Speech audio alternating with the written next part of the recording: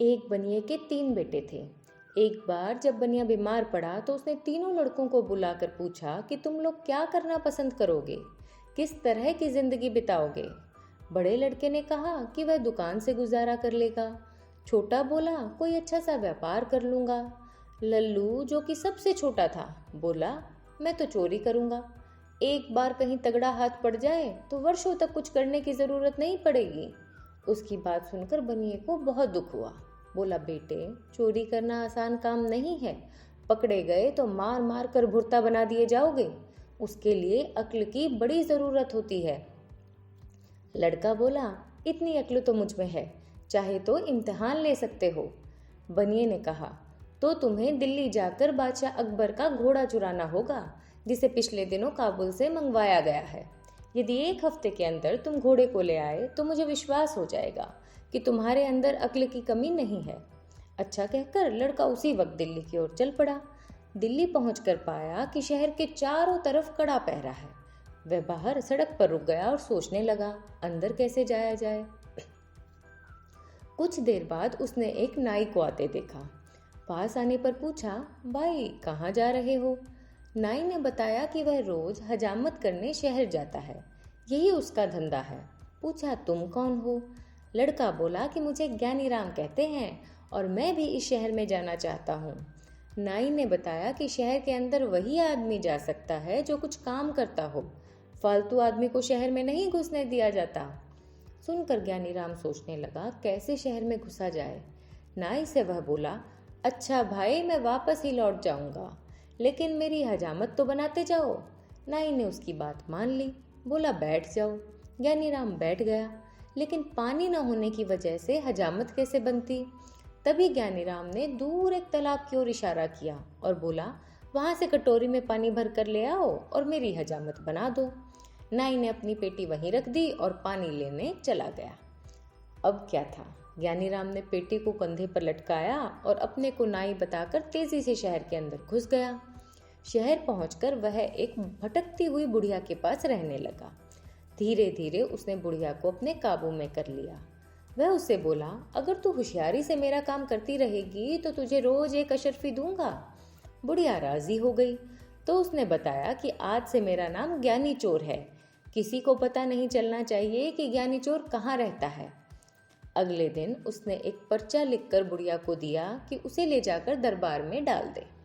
पर्चे में लिखा था बादशाह सलामत, ज्ञानी चोर शहर में आ चुका है, वह आपके काबुली घोड़े को चुरा लेगा।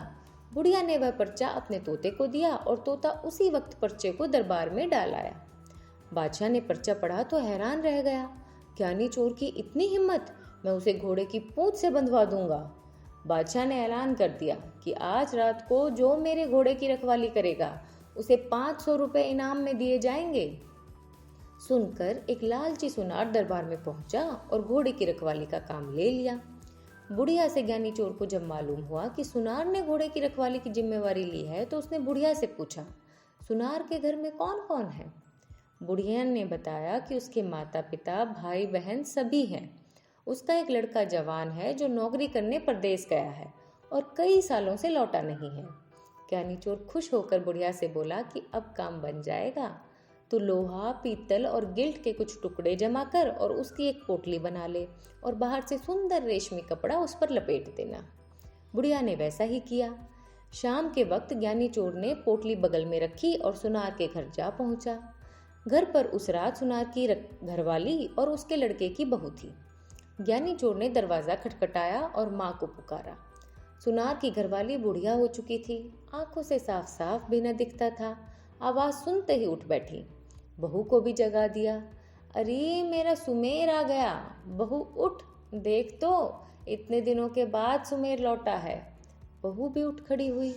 माँ ने बेटे को गले लगाया, बोली अब तो तेरी आवाज रंग रूप सब कुछ बदल गया है मेरे लाल। हाँ माँ, 12 सालों में तो तुम भी बदली बदली लग रही हो।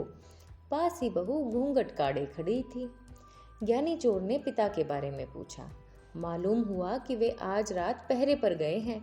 शहर में ज्ञानी चोर आया है, वह बादशाह के घोड़े को चुराना चाहता है।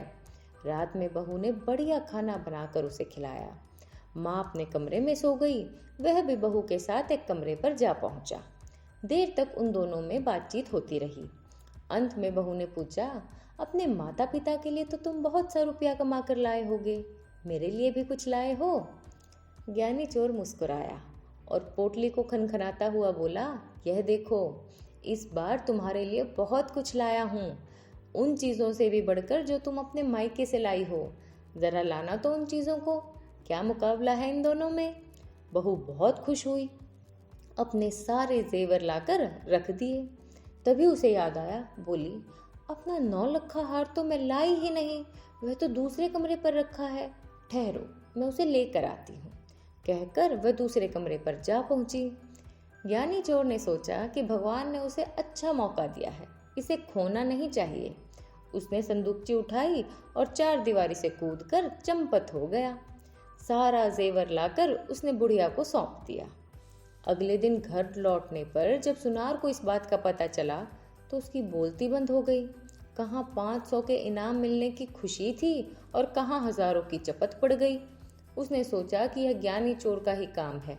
वह रोता तड़पता बादशाह के दरबार में पहुंचा और अपनी कहानी सुनाई। सुनकर बादशाह को हैरानी हुई। सोचने लगा, चोर ही नहीं, वह तो बड़ा उस्ताद भी है, किस तरह उसने अपने घोड़े की रक्षा की जाए। दूसरे दिन फिर दरबार में चिट्ठी आ गिरी। इसमें भी घोड़ों को चुराने की बात लिखी थी। चिट्ठी पढ़कर बादशाह ने घोड़े पर कड़ी निगरानी रखने को कह दिया। इनाम की राशि 500 से बढ़ाकर 1000 कर दी गई। इस बार घोड़े की रखवाली के लिए कोई तैयार नहीं हुआ।